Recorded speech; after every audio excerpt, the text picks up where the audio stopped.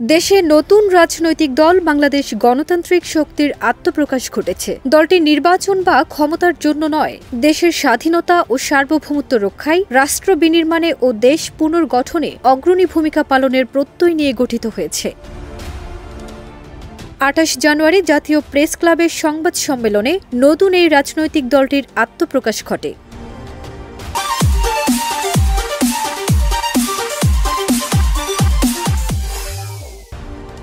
দলের আহ্বায়ক major general Mohammad Ehteshamul হক নিজেদের অবস্থান সম্পর্কে জানিয়ে বলেন, বিপ্লবী ছাত্র জনতা ও বিভিন্ন শ্রেণী ও পেশার মানুষের নির্দলীয় একটি রাজনৈতিক সংগঠন হচ্ছে সার্বভৌমত্ব আন্দোলন। নির্বাচন বা ক্ষমতার জন্য নয়, দেশের স্বাধীনতা ও সার্বভৌমত্ব রক্ষায়, রাষ্ট্র বিনির্মাণে ও দেশ পুনর্গঠনে অগ্রণী ভূমিকা পালন করবে সার্বভৌমত্ব আন্দোলন, যারা সবসময় দেশ, মাটি ও মানুষের কল্যাণে নিবেদিত থাকবে।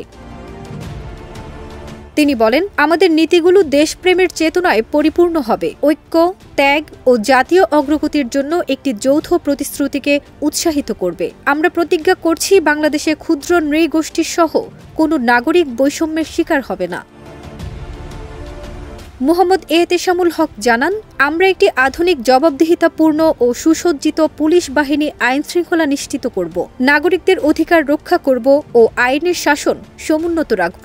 একইভাবে সশস্ত্র বাহিনীর বাংলাদেশ রাইফেলস, আনসার ও ভিডিপিতে সংস্কার, গণতান্ত্রিক তথ্য প্রদান বজায় রেখে জাতীয় নিরাপত্তা এবং প্রস্তুতিকে বৈশ্বিক মানে উন্নীত করব। অনুষ্ঠানে অন্যান্যদের মধ্যে ছিলেন জাহাঙ্গীর চৌধুরী, উবাইদুল্লাহ মামুন সহ অন্য নেতারা।